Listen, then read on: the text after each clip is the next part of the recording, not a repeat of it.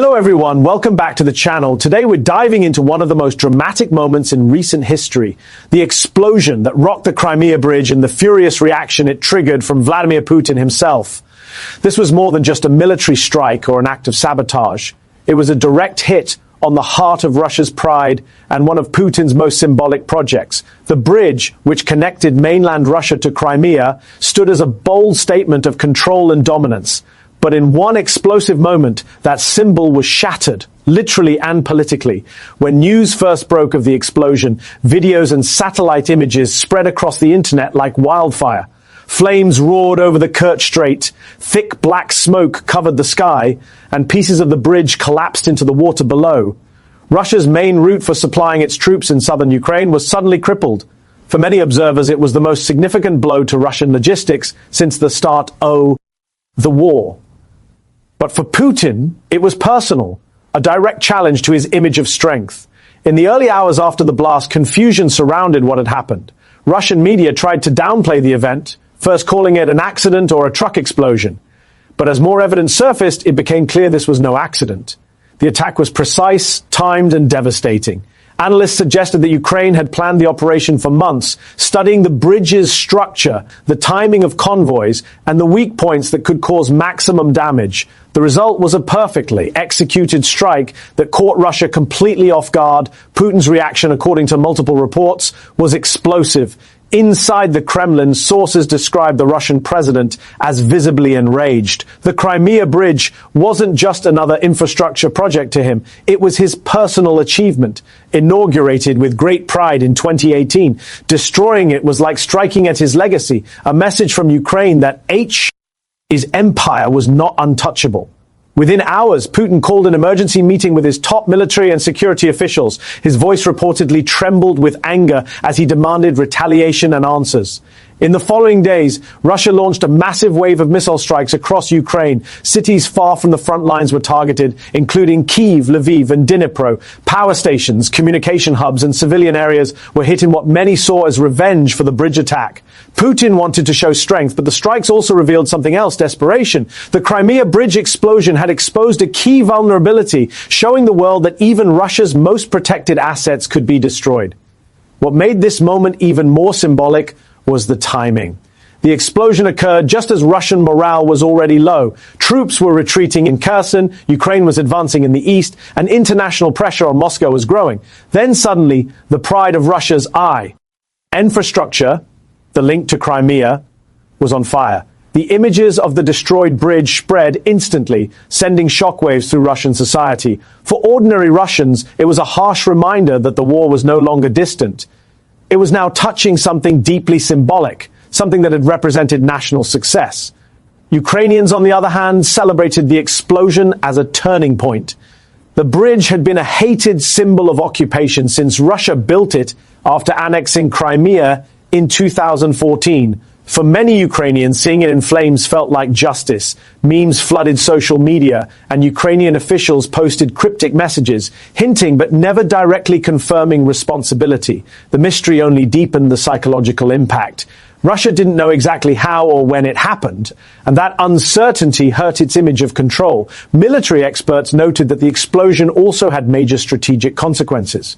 The Crimea Bridge was Russia's main supply route for fuel, ammunition, and equipment heading to the southern front.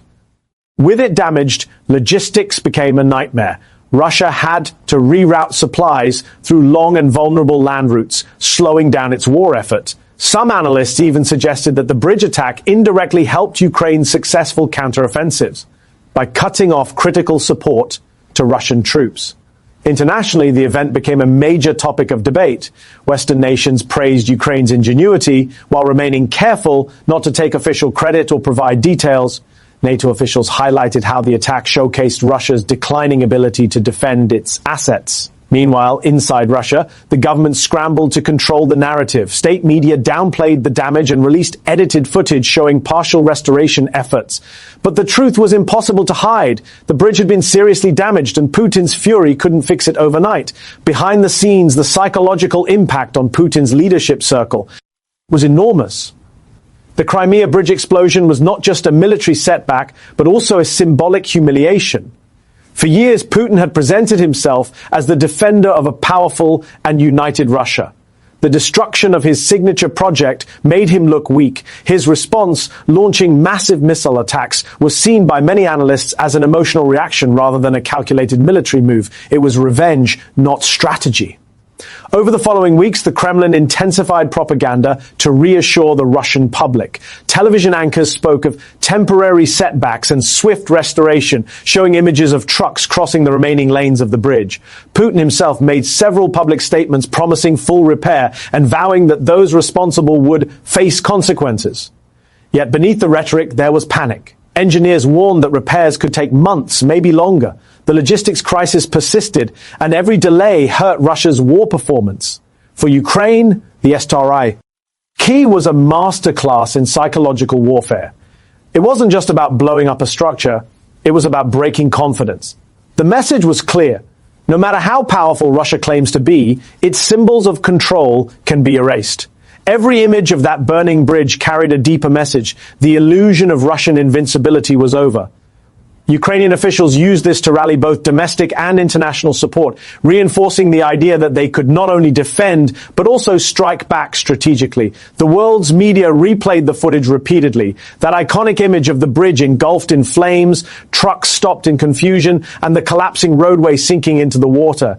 It became one of the defining images of the entire conflict. Commentators compared it to moments in history when empires first showed cracks in their armor. And for Putin, those cracks were becoming harder to hide. Intelligence reports later revealed that Russia began taking drastic security measures following the attack.